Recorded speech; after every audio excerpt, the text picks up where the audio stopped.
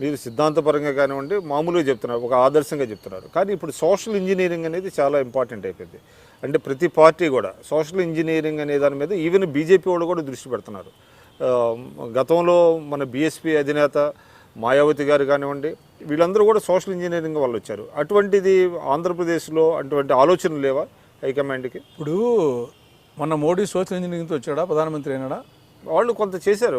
ఏం కాదు, వచ్చేసి యూపీలో సోషల్ ఇంజనీరింగ్ వాళ్ళే వచ్చారు వాళ్ళు. అది వచ్చేసి మెయిన్గా వచ్చేసి కాంగ్రెస్ పార్టీ మీద 10 ఏళ్ల మీద అవినీతి ఆరోపణల మీద మోడీ గుజరాత్ మోడల్ చూపించేసి ఏదో మోడీ అనే ఒక వేవ్తో వచ్చినాడు తప్ప సోషల్ ఇంజనీరింగ్ అని చెప్తున్నా కదా. నువ్వు సోషల్ ఇంజనీరింగ్ పెడితే మిగతా వాళ్ళు వచ్చేసి అంతకంటే దూరం అయిపోతారు. మీరు అదే నిజమైతే ఇవాళ తెలంగాణలో మీకు పీసీసీ ప్రెసిడెంట్ని పెట్టారు, వర్కింగ్ ప్రెసిడెంట్ పెట్టారు, ఒక ఓసీని పెట్టారు, ఒక ఎస్సీ వర్గానికి చెందిన దళిత లీడర్ని పెట్టారు. ఎందుకు పెట్టాల్సి వచ్చింది? అదే ఇక్కడ మళ్ళీ ఆంధ్రప్రదేశ్కి వచ్చి మా పార్టీకైనా ఏ పార్టీకైనా ఆవులు మళ్లించేవాడే అర్జునుడు, పార్టీ నడిపేవాడు శక్తి ఉండేవాడే నాయకుడు. ఇప్పుడు వచ్చేసి తమిళనాడులో భాషాభిమానం ఎక్కువ ఉంటాం. మనం తీసుకుంటే అన్నాదురై తమిళియన్ కాదు, కరుణానిధి తమిళియన్ కాదు, ఎంజీఆర్ తమిళియన్ కాదు, జయలలిత తమిళియన్ కాదు. మరి తమిళోళ్ళకు మిగతా అందరికంటే భాషాభిమానం ఎక్కువ ఉంటాం. అటువంటి భాషాభిమానం ఎక్కువగా అనుకుండే రాష్ట్రంలో ఒక తమిళియన్ ముఖ్యమంత్రి కాలేదు. మరి వచ్చేసి వేరే వాళ్ళు వచ్చేసి ముఖ్యమంత్రి అన్నారు అంటే సత్తా ఉండేవాడే, ఆవులు మళ్లించేవాడే అర్జునుడు తప్పని చేసి రజనీకాంత్ కూడా ఆయన తమిళియన్ కాదు. కాబట్టి నేను ఏ పార్టీకైనా సరే ఇది వచ్చేసి ఆ కులం ముడి వేసి ఆ కులం వాళ్ళందరూ వేస్తారు, ఈ కులమును పెడితే ఈ కులం వాళ్ళని చేస్తారు, ఇది కరెక్ట్ కాదంట. ఇప్పుడు కడపలో ఉంది, కొంత రెడ్లు ఎక్కువ, అక్కడ కొన్ని నియోజకవర్గాలు బల్జీ ఎక్కువ. రెడ్డిని చోట ఈ పక్క రెడ్డినే పెడతారు, ఆ పార్టీ రెడ్డిని పెడితే ఈ పక్క రెడ్డి పెడతారు. మిగతా వాళ్ళు వచ్చేసి ఇంకొకటి వచ్చేసి పార్టీ ముద్రేసుకుంది అనుకోండి, మిగతా వాళ్ళు వ్యతిరేకం వేస్తారు. క్యాండిడేట్స్ పరంగా రెడ్ల ఓట్లు చీలుతాయి, పార్టీ పరంగా వీళ్ళు వచ్చేసి ఈయనకి కులపిచ్చి ఎక్కువ అని చెప్పేసి మిగతా వాళ్ళు వచ్చేసి ఆ పార్టీ క్యాండిడేట్ ఓడిస్తారు. నష్టం జరుగుతుంది యాక్చువల్గా ఏ పార్టీకైనా సరే. అదేవిధంగా బల్జోలు ఎక్కువ కొన్ని చోట ఇద్దరు బల్జోలను పెడతారు, ఈస్ట్ గోదావరి వెస్ట్ గోదావరి కాపులు ఎక్కువ చోట అందరూ కాపులను పెడతారు. కాబట్టి మిగతా వాళ్ళు ఓట్లు ఉండవా? కాబట్టి ఏ సమాజంలో కూడా మళ్ళీ బీసీలు అందరూ ఒకటిగా ఉంటారా, రెడ్లందరూ ఒకటిగా ఉంటారా, మళ్ళీ కాపులందరూ ఒకటిగా ఉంటారా? ఏ కులంలో ఒకటిగా ఉంటారు?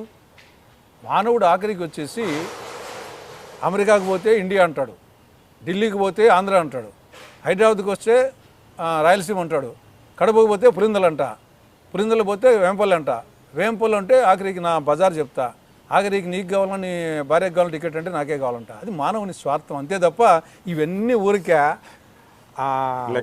లెక్కలు తప్పనిచ్చేసి ఆ విధంగా పోయిన వాళ్ళు నాకు ఏదో తాత్కాలికంగా కొంచెం ఉపయోగపడిందేమో కానీ లాంగ్ రన్లో వచ్చేసి కొన్ని సందర్భాల్లో ఉపయోగపడిందేమో కానీ అది ఎక్కువసార్లు నష్టమే కలిగిస్తున్న అభిప్రాయం. ఇప్పుడు మళ్ళీ ఇక్కడ తెలంగాణలో 2 తెలుగు రాష్ట్రాలు కొత్తగా విడిపోయినాయి. కేసీఆర్, చంద్రబాబు నాయుడు గారు, ఎవరి పరిపాలన బెటర్గా ఉందంటారు? ప్రస్తుతానికి వచ్చేసి ఇద్దరు వచ్చేసి అరచేతిలో వైకుంఠం చూపిస్తూ ఉన్నారు. ఇద్దరు కూడా అరచేతిలో వైకుంఠం చూపించేసి కేసీఆర్ చంద్రబాబు నాయుడు. కానీ ఆ వైకుంఠం చూపించడంలో కొంత వచ్చేసి ఇద్దరిది పెద్ద చెప్పుదగ్గ పరిపాలన ఏం కాదు.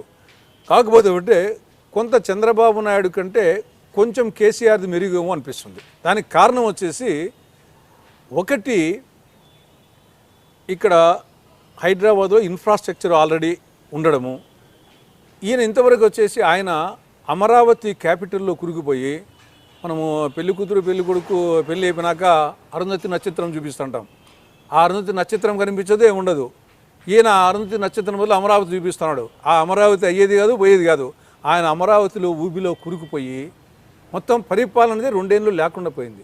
ఆయన ఎక్కడుంటాడో, ఆయన సెక్రటరీ ఎక్కడ ఉంటాడో, ఎవరిని ఎక్కడ కలుసుకోవాలనో ఆల్మోస్ట్ వచ్చేసి ఏదో జరిగిపోయింది తప్ప మొత్తం ఆంధ్రప్రదేశ్లో 2 సంవత్సరాల్లో పరిపాలన అంటూ లేదు. అనేక ప్రతిష్టాత్మకమైనటువంటి సంస్థలు, అంతర్జాతీయ సంస్థలు, జాతీయ సంస్థలు బ్రహ్మాండంగా ఆయన ఈవెన్ వరల్డ్ డ్రీమ్ క్యాబినెట్లో కూడా తీసుకున్నారు. మీరేమో ఆయన గుడ్ అడ్మినిస్ట్రేటర్ కాదని చెప్తున్నారు.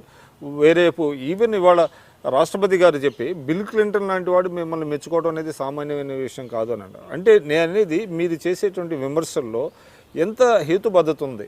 ఇప్పుడు ఎట్టుంటే మీ అభిప్రాయం మరి నన్ అదర్ దాన్ రాష్ట్రపతి ప్రణబ్ ముఖర్జీ గారు, ఆయన పెద్ద ఆర్థిక శాస్త్రవేత్త, ఆయనే మెచ్చుకున్నాడు కదా చంద్రబాబు గారిని. కొన్ని